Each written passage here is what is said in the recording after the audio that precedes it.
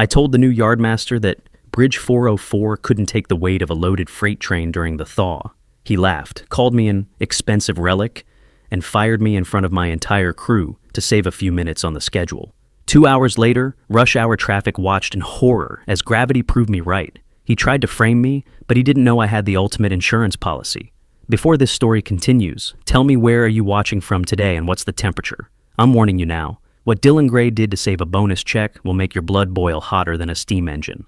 You don't just drive a locomotive, you feel it. After 35 years in the cab, the vibration of the steel beneath you travels up through the floorboards, into your boots, and settles right in the base of your spine. Most people think train tracks are solid, immovable objects. They aren't. They breathe, they flex. They expand in the summer heat and contract in the winter bite. And when something is broken, they scream. It was 5:30 in the morning, the kind of gray wet dawn that seeps into your bones and stays there. I was running a standard yard check on engine 409, a beat-up SD-42 that had seen better decades, let alone days.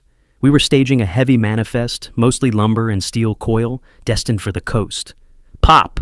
Watson, my conductor, and the only man on the yard who'd been here longer than me, climbed up the ladder, his knees popping loud enough to hear over the idling diesel. "Coffee's bad today, Sully," Pop grunted, handing me a thermos cup that smelled like burnt rubber and despair. New management switched vendors again. It saved 4 cents a cup, apparently. "That figures," I muttered, taking a sip. It was awful, but it was hot. "You checked the coupling on car 12? "Tight as a drum," Pop said, settling into the second seat. "We good to push back?" "Yeah, in a minute." I wasn't looking at the gauges. I was looking out the side window at the rusted truss of Bridge 404, about half a mile down the line. It crossed the reckless churn of the Blackwood River, which was swollen from 3 days of nonstop rain. "Pop, did you feel that wobble when number 6 came in last night?" I asked. Pop frowned, wiping condensation off the window. "A little. Thought it was just a flat spot on a wheel." "It wasn't a wheel," I said, my voice low. "I walked the track yesterday evening after my shift. The ballast under the west piling is washing out. The ties are floating. Pop, literally floating. If we put a 100-ton load over that at speed..." I didn't finish the sentence. I didn't have to. "You log it?" Pop asked, the humor draining from his face. "I logged it. I flagged it. I put a red tag on the digital manifest," I said, tapping the glowing screen of the onboard computer. "But you know who's clearing the flags this week." "Dylan Gray." Pop spat the name like it was a curse word. Dylan Gray. The new Yardmaster. 26 years old, fresh out of an MBA program, and convinced that railroading was just a logistics video game you played from an air-conditioned office. He had never thrown a switch, never coupled a car in a blizzard, and never felt the terrifying slide of 1,000 tons of steel on wet rails. To him, we weren't engineers. We were friction. I keyed the radio. "Yardmaster? Or this is Sullivan on 409. Over." Static crackled. "Go ahead, Sullivan. You're 3 minutes behind schedule on the pushback. We need that track clear." "Negative, Yardmaster. I'm staring at Bridge 404. The water level is up another foot since yesterday. I'm not moving this heavy manifest over that span until a structural team signs off on it." Over. There was a silence on the radio. A long, heavy silence. Then Dylan's voice cut through, crisp and annoyed. "Sullivan, the bridge passed inspection 6 months ago. The sensors are green. Stop stalling and move the train. We have a metric to hit by noon." "Sensors don't feel the ballast washing away, Dylan," I said, dropping the formalities. "It's not safe." "Come to my office," Dylan snapped. "Now, leave the engine running." I looked at Pop. He just shook his head slowly. "Don't do it." Sully. He's looking for a reason." "Let him look," I said, grabbing my grip bag. "I'm not putting this crew in the river for his bonus." The walk to the Yardmaster's tower was a study in contrasts. Outside, the yard was a symphony of industrial grit, the screech of flanges, the smell of diesel exhaust, the shouts of men in high-vis vests working in the rain.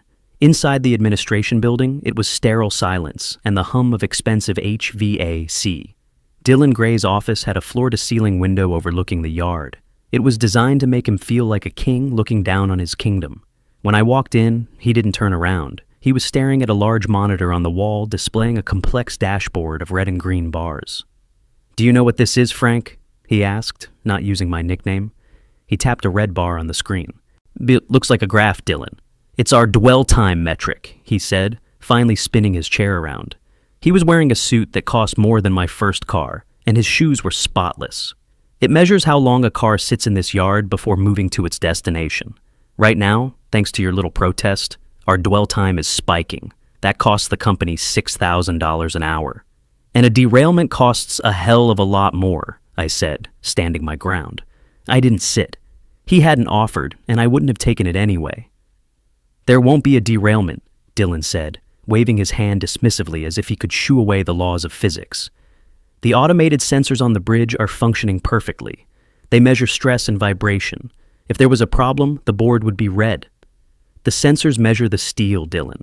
Well, they don't measure the dirt underneath it. The foundation is soft. I've seen this before in '98. The sensor stays green right up until the moment the pier collapses. Dylan sighed, pinching the bridge of his nose. You old-timers are all the same. You trust your gut more than million-dollar technology. It's superstition, Frank, and it's slowing us down. It's experience, I corrected him, and it keeps people alive. He stood up then, trying to use his height to intimidate me. It didn't work. I'd stared down angry bulls and runaway cars. A kid with a gelled haircut wasn't going to make me blink. I have a schedule to keep, Dylan said, his voice hardening. The regional director Reynolds is watching these numbers. I was brought in here to modernize this yard, to trim the fat. And frankly, Frank, you're looking a lot like fat right now. Is that a threat? It's a reality check, Dylan said cold. You have two choices. You go back to that engine, release the brakes, and take that train across the bridge immediately. Or you hand over your badge. My heart hammered against my ribs, but my face stayed stone.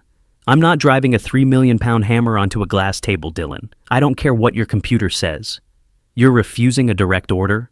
I'm refusing an unsafe order. That's my right under the Federal Railroad Administration guidelines. Dylan smiled. It was a nasty, thin thing. See, that's where you're wrong. You're not refusing for safety. You're refusing because you're stubborn and you hate change. You think you run this yard because you've been here since steam engines. But you don't. He grabbed his radio off the desk. Caroline Jenkins to the main office. Immediately. My stomach dropped. Caroline was a good kid, but she was green. She'd been an engineer for less than 6 months. She was still terrified of making mistakes, and Dylan knew it. He was going to bully her into doing what I wouldn't. Leave her out of this, I warned. You made your choice, Frank, Dylan said, turning back to the window. Now, watch how the future works. I didn't leave the office. I waited until Caroline arrived. She walked in looking nervous, twisting her gloves in her hands, her eyes darting between me and Dylan. You needed me, Mr. Gray? She asked, her voice trembling slightly. Yes, Caroline, Dylan said, his voice suddenly smooth, almost fatherly. Frank here isn't feeling well. He's confused, and I need you to take command of the 409 and run the manifest to the interchange. I'm not confused, I barked, stepping forward. Caroline, listen to me. Bridge 404 is compromised. The ballast is washing out. Do not take that train across. Caroline's eyes went wide. She looked at Dylan. Sir, if Sully says...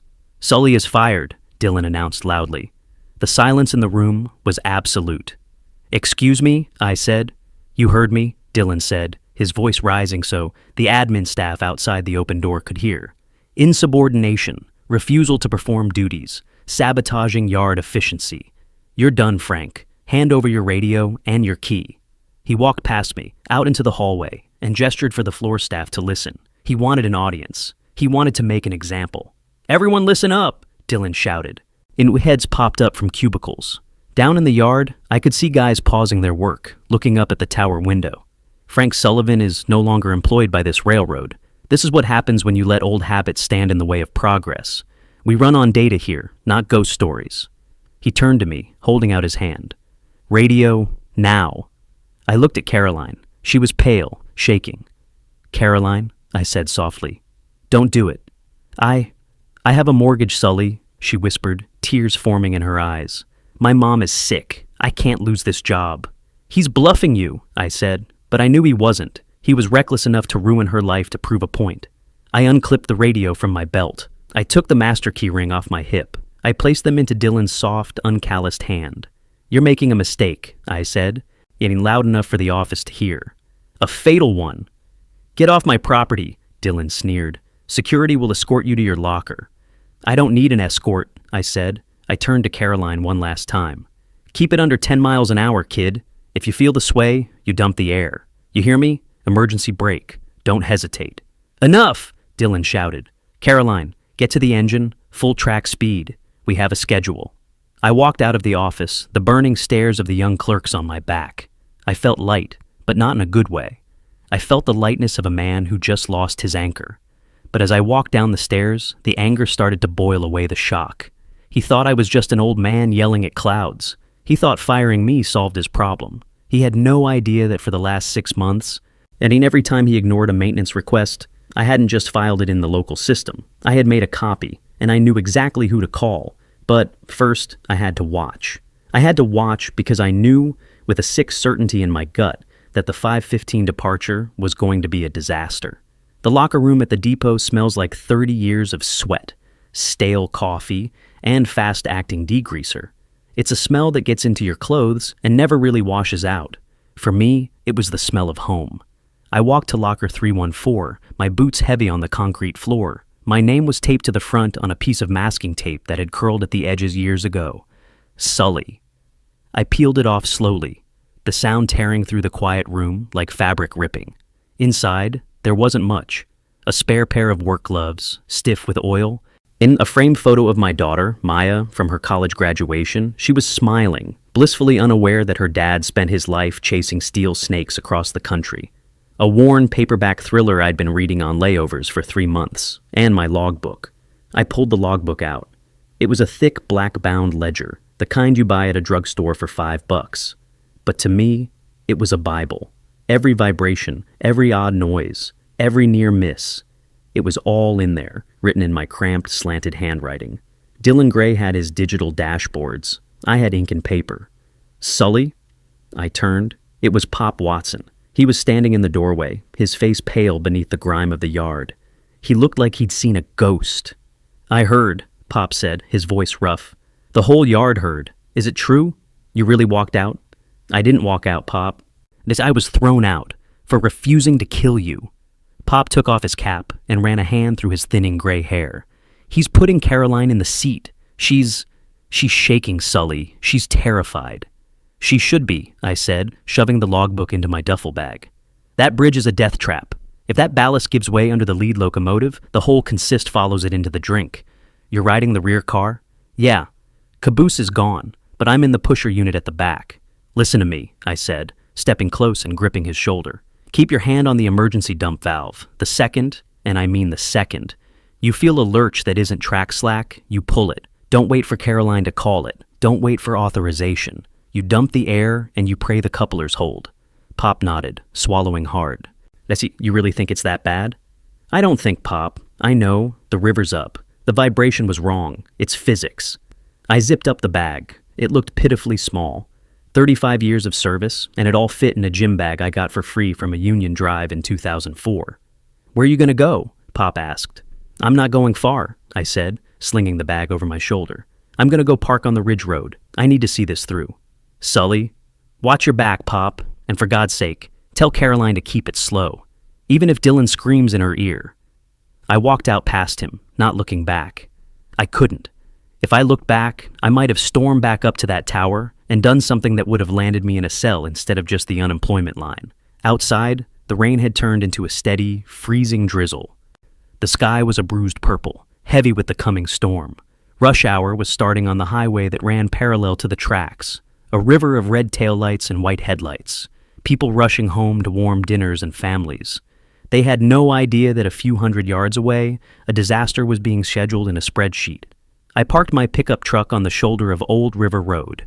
It was a spot teenagers used for parking on Friday nights, but on a Tuesday evening in the rain, it was empty. From here, I had a clear view of the yard's exit throat and, a half-mile further down, the rusted skeleton of Bridge 404. I killed the engine, but left the radio on, tuned to the yard frequency. I still had my scanner. It was illegal for me to transmit now, but there was no law against listening. Yard control to engine 409. You are clear for departure. Signal is green over green. Maintain track speed. Dylan's voice. Even over the static, he sounded smug. Copy, yard control. Caroline's voice came back. She sounded small, tight. Engine 409 departing. Speed 10 miles per hour. Negative 409, Dylan snapped immediately. That is a main line. Track speed is 40. We have an Amtrak behind you in the block. Pick it up. I gripped the steering wheel so hard the leather creaked. Don't do it, kid, I whispered to the empty cab. Don't let him bully you.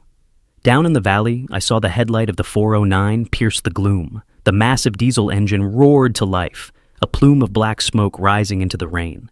It began to move, slowly at first, the steel wheels screeching against the wet rails as they fought for traction.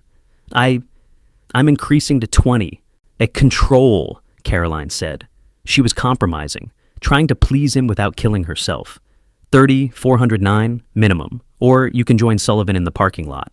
I watched through the rain-slicked windshield as the train picked up speed. It was a monster, 2 locomotives pulling 80 cars of lumber and steel. That was thousands of tons of inertia. Once it got moving, it didn't want to stop, and it didn't care what was in its way. The train passed the yard limit sign. It was moving fast now, maybe 35. The rhythmic clack, clack, clack of the wheels echoed off the valley walls. To anyone else, it was just a train. To me, it sounded like a drum roll before an execution. They were approaching the bridge. Bridge 404 was a truss bridge, built in the 1940s. It spanned the Blackwood River, which was currently raging, yet a churning brown torrent tearing at the concrete piers. The highway ran right alongside the tracks here, separated only by a guardrail and about 50 feet of gravel. The cars on the road were bumper to bumper, moving at a crawl. "Slow down," I hissed, leaning forward until my forehead touched the cold glass. "Slow down, damn it." But she didn't. She couldn't. Dylan was in her ear, and the fear of losing her livelihood was pressing on the throttle. I saw the lead locomotive hit the bridge. The headlight swept across the wet trusses, illuminating the rivets and rust. Then, I saw it. It wasn't a sound at first. It was a motion, a subtle, impossible dip. The track didn't just vibrate, it sagged. The center pier, the one I had warned Dylan about, the one sitting on the washed-out ballast, simply gave up. It didn't explode, it just sank. They like a stone dropped in mud. "No," I breathed. The radio went silent. It happened in slow motion and then all at once. The center span of the bridge dropped 6 feet. Just 6 feet. But when you are moving 3 million pounds of steel at 35 miles per hour, 6 feet is the distance between life and hell. The lead locomotive, engine 409, slammed into the drop. The front trucks caught the lip of the remaining track, shearing off instantly. Sparks, bright and hot as magnesium flares, sprayed into the twilight, blindingly white against the gray rain.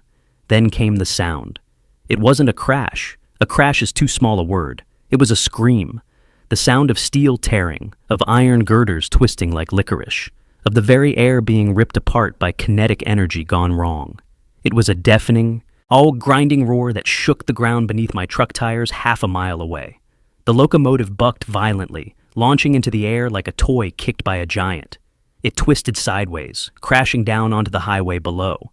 I watched in frozen horror as the engine plowed through the guardrail and slammed into the line of rush-hour traffic. It crushed a sedan instantly, the metal folding like paper, before sliding onto its side, sparks showering the wet asphalt. But the momentum didn't stop. The cars behind the engine, loaded with heavy steel coils, kept coming. They slammed into the wreckage, piling up in a grotesque, jagged mountain of metal. One car jackknifed, swinging out wide and taking out a utility pole. A transformer exploded, a blue-green flash that lit up the disaster zone like a lightning strike. "Emergency! Emergency! Dump! Dump!" Pop's voice screamed over the scanner, shrill and terrified. Then, static. The bridge was gone. The center section had completely collapsed into the river, dragging 5 freight cars down with it. They splashed into the black water, disappearing instantly into the churn. On the highway, chaos reigned. Cars were swerving, crashing into each other to avoid the derailment. The lead locomotive lay smoking on the asphalt, blocking all 4 lanes. I sat there for 1 heartbeat, 2, 3. My brain couldn't process the scale of it, the sheer industrial violence. Then, the silence returned. But it wasn't quiet. It was filled with the hiss of escaping steam, the groan of settling metal, and the distant, terrifying sound of car horns blaring. One long, continuous note from a vehicle that had been crushed. "No, Caroline," I whispered. "Pop!" I slammed the truck into gear, tires spinning in the mud as I peeled onto the road. I didn't think about the danger. I didn't think about Dylan Gray, or my job, or the law. I just thought about my crew, trapped inside that twisted metal coffin, and as I drove toward the smoke, a cold, hard rage settled in my chest. This wasn't an accident. This was a crime scene, and I was the only witness who knew exactly where the weapon was hidden. The silence that follows a catastrophe is heavier than the noise that caused it. I parked my truck askew on the wet grass of the embankment, ignoring the mud splattering my tires. The scene below was a vision of hell painted in gray rain and flashing hazard lights. The lead locomotive, the 409, was lying on its side across the northbound lanes of the highway. It looked like a beached whale, steam hissing angrily from its ruptured coolant lines. Behind it, a twisted spine of freight cars lay broken in the riverbed, the water churning white around the jagged metal. "Caroline!" I screamed, sliding down the gravel slope. The radio on my hip, my personal scanner, was still clipped there, but it was dead air. No mayday, no instructions, just the terrified static of a frequency where no one knew what to say. I reached the highway. The heat coming off the wrecked engine was intense, smelling of friction-burned steel and raw diesel fuel. A sedan was crushed beneath the cowcatcher, flattened to the height of a curb. I prayed the driver had been alone. I prayed they hadn't suffered. I scrambled up the side of the locomotive. The cab was sideways, the door jammed shut by the impact.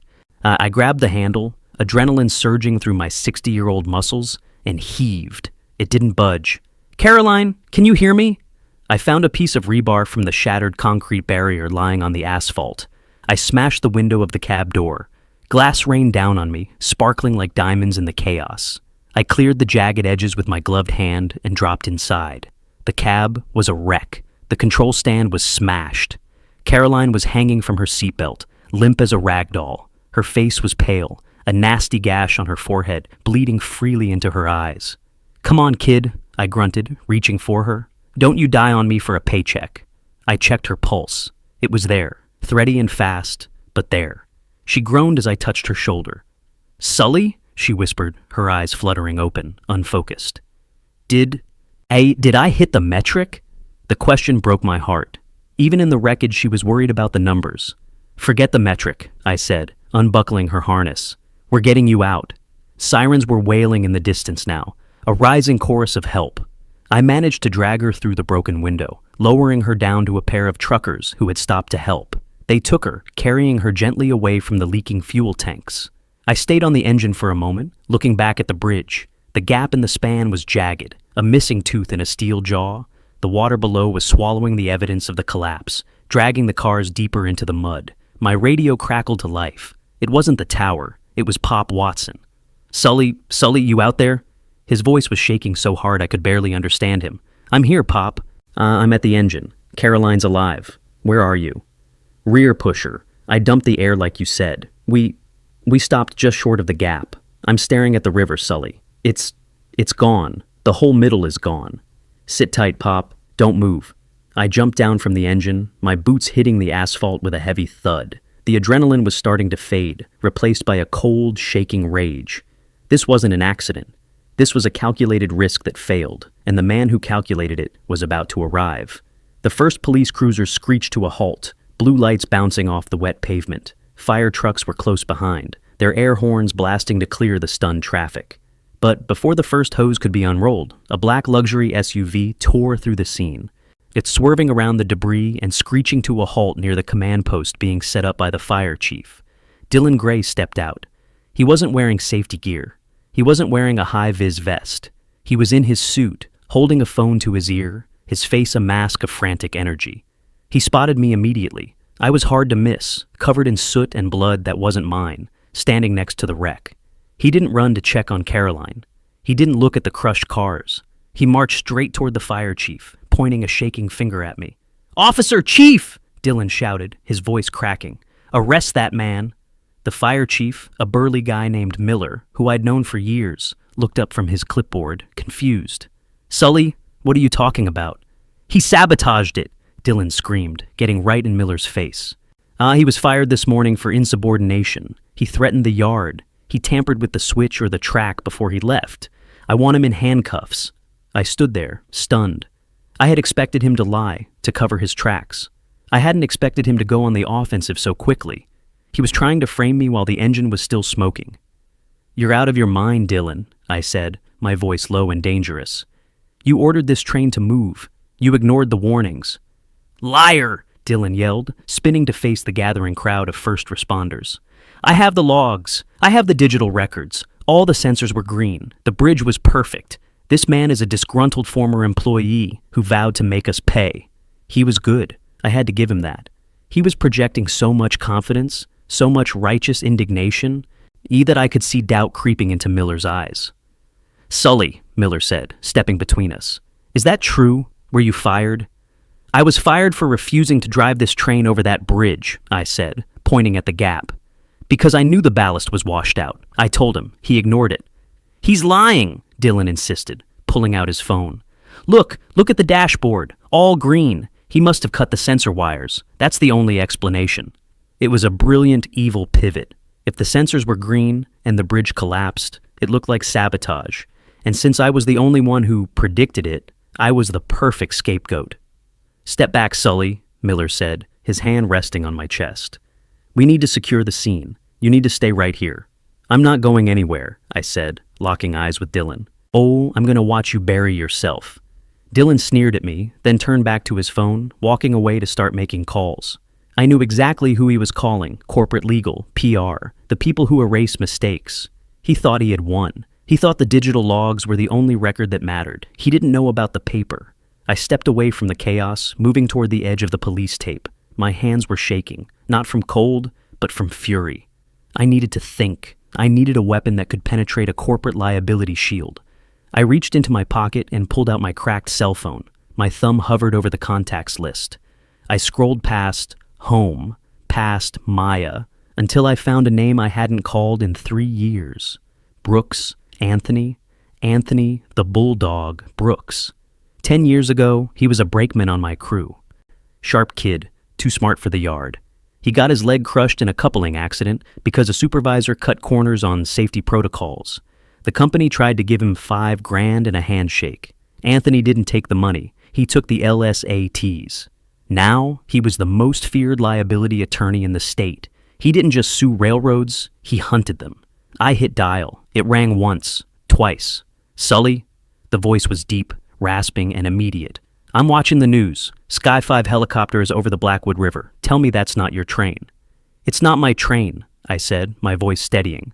"But it was my engine, and my crew." "Is anyone dead?" Anthony asked. The lawyer in him took over instantly. "No sympathy yet, just facts.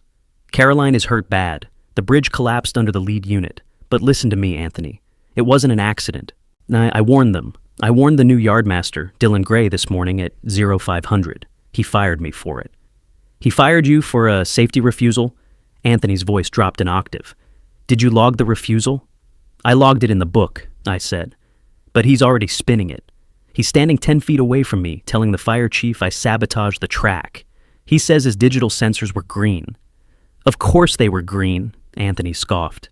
"He probably overrode the threshold alerts. That's the oldest trick in the book. Sully, listen to me very carefully. Do not say another word to the police. Do not say a word to the company reps. Do not sign anything. He's going to try to pin this on me, Ant. He's got the digital logs. He controls the server." "Let him have the server," Anthony said. I could hear the sound of keys jingling and a car door slamming on his end. "He thinks the server is the only record. He forgot who trained you." "I didn't forget," I said. "I did what you told me, every day for 6 months." There was a pause on the line, a heavy, satisfied silence. "You mailed them?" Anthony asked. "Carbon copies, every safety report, every red flag he ignored, every maintenance request he denied, mailed via certified post to your office, care of A. Brooks, Esquire." "I have a stack of unopened envelopes in my safe with postmarks dating back to June," Anthony asked, and I could practically hear him smiling, a shark smelling blood in the water. "You sure do." "Sully," Anthony said, "that's not just evidence. That's a nuclear bomb. I'm on my way. I'll be there in 20 minutes. Do not let Dylan Gray leave that scene." "He's not going anywhere," I said, watching Dylan pacing by his SUV, frantically typing on his phone. "He thinks he's the king of the yard." "Kings get beheaded," Anthony said. "Hang tight, brother. The cavalry is coming." I hung up the phone. The rain was still falling, washing the soot off my face. But I didn't feel cold anymore. I felt the warm, steady burn of justice. I walked back toward the police line, crossed my arms, and waited. The flashing lights of Anthony's sleek black sedan cut through the rain 20 minutes later. He didn't park politely. He pulled right up to the police tape, blocking a news van, and stepped out looking like vengeance in an Italian suit. He limped slightly on his bad leg, leaning on a cane with a silver handle shaped like a bulldog's head. "Ooh, counsel!" Dylan shouted as Anthony approached the command post. "This is a closed scene. You have no authority here." Anthony ignored him. He walked straight to me, shook my hand firmly, and then turned to the fire chief. "Chief Miller, Anthony Brooks. I represent Mr. Sullivan and the Brotherhood of Locomotive Engineers. I'm also here to advise you that this is now a federal investigation site." Dylan scoffed. "Federal? It's been an hour. The NTSB isn't even out of bed yet." "Actually," Anthony said, his voice calm but carrying over the noise of the idling fire trucks, "I just got off the phone with the regional director of the Federal Railroad Administration. They've authorized an immediate seizure of all data logs, maintenance records, and communication devices related to this yard, starting with yours, Mr. Nick Gray." Dylan's face went white. "You can't touch my phone. That's company property." "Exactly," Anthony said, smiling dangerously. "And since the company is now under investigation for criminal negligence resulting in a mass casualty event, that phone is evidence." Two state troopers, who had been listening intently, stepped forward. "Hand it over, sir," the taller one said to Dylan. "This is ridiculous." Dylan sputtered, clutching his phone to his chest. "I have rights. You have the right to remain silent," the trooper said, "but your phone doesn't. Hand it over or we'll take it." Reluctantly, furiously, Dylan handed over the device. Anthony watched him like a hawk. "And the servers," Anthony added. "I want the yard servers locked down. No remote access, no deletions." "You're too late," Dylan sneered, finding a shred of his arrogance.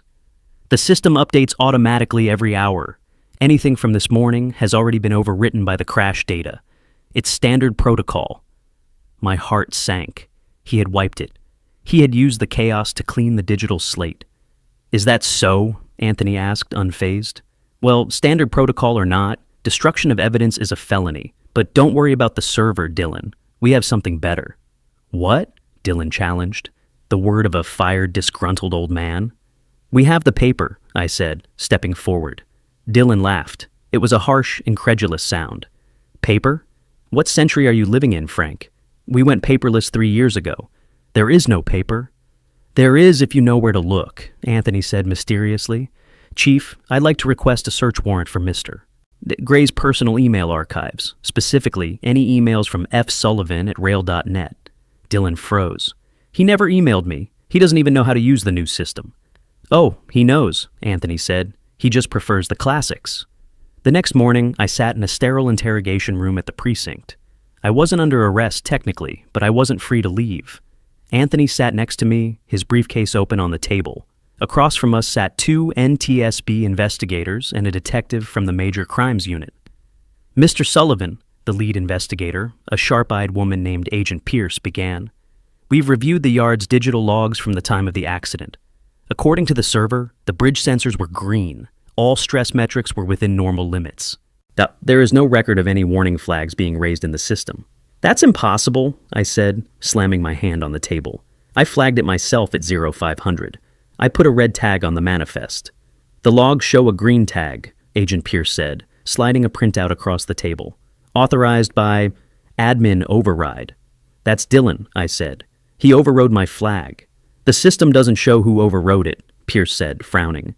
"It just shows a system reset, and conveniently, the user log for that specific time window is corrupted." "Corrupted," Anthony repeated, leaning back in his chair. "Imagine that. Without proof that you raised the flag, Mr. Sullivan," the detective said. "It looks like you failed to inspect the bridge, or worse, that you ignored the danger." "I didn't ignore it," I shouted. I was fired for it." "So you say," the detective said, "but Mr. Gray claims he fired you for insubordination unrelated to safety. He says you were just angry about the new schedule. They were tightening the noose. Dylan had played this perfectly. He had deleted the digital footprint of my warning and left only the record of my firing. "This is a witch hunt," I growled. "You're letting the guy who killed those people walk away because he knows how to delete a file?" "We follow the evidence," Agent Pierce said. "And right now, the digital evidence says the bridge was fine." "The digital evidence is a lie," Anthony said, standing up. "And we can prove it." "How?" Pierce asked. "The server is wiped." "Not the server," Anthony said, reaching into his briefcase. He pulled out a thick sealed envelope. It was battered. It's stamped with a date from 3 days ago. The mail. He tossed the envelope onto the table. It landed with a heavy thud. "What is this?" the detective asked. "That," Anthony said, "is a certified letter, postmarked 3 days ago, sent from Frank Sullivan to my law office. It contains a carbon copy of the daily safety log for Bridge 404, and, if my client's memory serves, a specific note about the ballast washing out." He reached into the briefcase again, and again, and again. Thud, thud, thud. He stacked 10 more envelopes on the table. "And this one is from last week," Anthony said, "and the week before, and the week before that. 6 months of safety reports, Agent Pierce, all detailing the deterioration of that bridge, all ignored by the digital system, all preserved in ink." The room went silent, and Agent Pierce picked up the top envelope. She looked at the postmark. She looked at the seal. It was unbroken. "Open it," Anthony challenged. She slit the envelope open with a penknife. Inside was a page from my logbook, the yellow carbon copy. She read it aloud. "October 14th, 0600 hours, Bridge 404 West Pier, showing significant erosion. Vibration in Sector 4 excessive. Recommend immediate closure for inspection. Digital flag set. F. Sullivan." She picked up another one. "October 21st, 0530 hours, West Pier scour increasing, water level high. Dylan Gray notified verbally. Override command issued by DG, F. Sullivan." And another. "November 2nd, crack visible in lower truss. Request for structural engineer denied by Gray. Cited budget constraints. F. Sullivan." The detective looked at Agent Pierce. Pierce looked at me. Her expression had changed from suspicion to something like awe. "You mailed these?" she asked. "Every single report?" "I didn't trust the computer," I said simply. "And I didn't trust Dylan. My old trainer told me, if it isn't on paper, it didn't happen. So, I made sure it happened." "This changes everything," Pierce whispered. "This proves premeditation. He didn't just ignore a warning today. He ignored a pattern of failure for months." "And he deleted the digital records to cover it up," Anthony added, "which is spoliation of evidence. And since he used a computer to do it across state lines..." "It's a federal crime," Pierce finished. The detective stood up, grabbing his radio. "I need a squad car to the rail yard. Now, secure Dylan Gray. Do not let him leave the premises." Anthony smiled at me. It was a grim smile, but it was real. "I told you," he said. "Paper trails are harder to delete." "What about Caroline?" I asked, my voice tight. "Does this help her?" "Help her?" Anthony laughed. "Sully, this exonerates her completely. She was following orders under duress from a supervisor who knew the equipment was faulty. She's not a suspect anymore. She's a victim, and a star witness." I felt a massive weight lift off my chest. Caroline was safe. Pop was safe. "Now," Anthony said, closing his briefcase, "let's go watch them put the cuffs on the right man." The raid on the yard headquarters wasn't like the movies. It was quiet, methodical, and devastating. By noon the next day, the rain had stopped, but the storm inside the administration building was just beginning. I stood in the parking lot with Anthony, watching federal agents carry out boxes of files. They weren't just taking the servers, they were taking everything. Paper, laptops, even the trash cans from the executive suites. Director Reynolds, the regional head of operations, arrived in a town car. He looked like a man who had just swallowed a lemon whole. He marched up to the police line, his expensive coat flapping in the wind, demanding to speak to the person in charge. Anthony stepped forward, leaning on his cane. "That would be the United States government, Mr. Reynolds. And me." Reynolds sneered. "Brooks, I should have known. You're vultures circling a tragedy."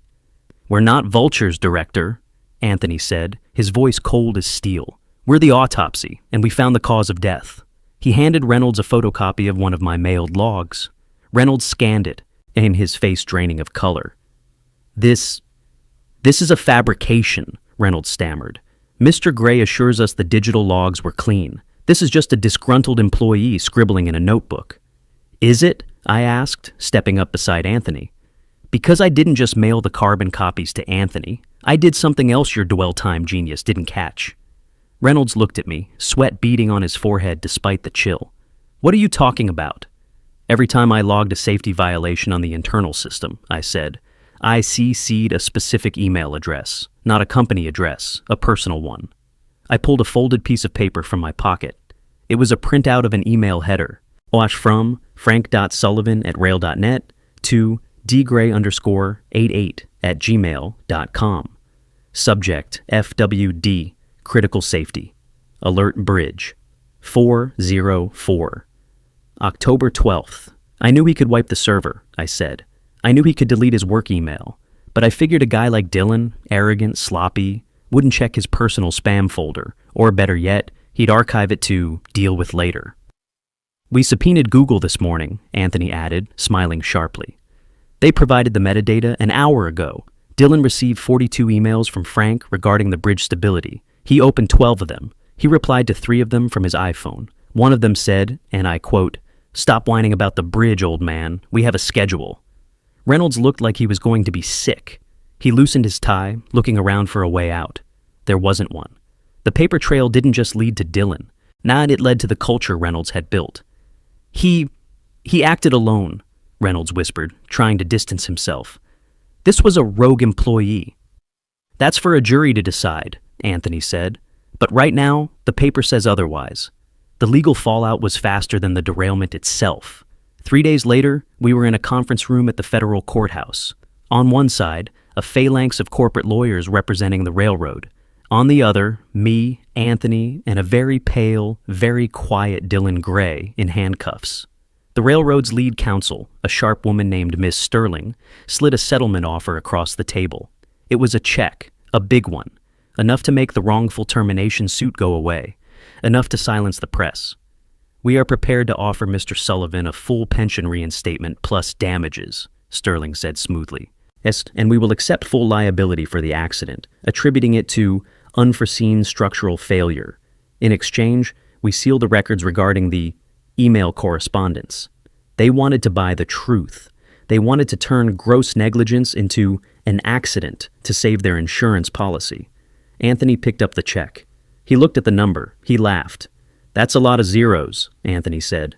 "But there's a problem." "It's a generous offer," Sterling said, her eyes narrowing. "It is," Anthony agreed. "But you're not paying it. Your insurance carrier is. Or at least they were going to." Anthony reached into his briefcase and pulled out a letter. It wasn't from us. It was from the railroad's own insurance provider, Lloyd's of London. "We took the liberty of sharing the email evidence with your insurer," Anthony said. "But specifically, the clause in your policy regarding premeditated willful misconduct. See, general liability covers accidents. It covers mistakes. It even covers stupidity."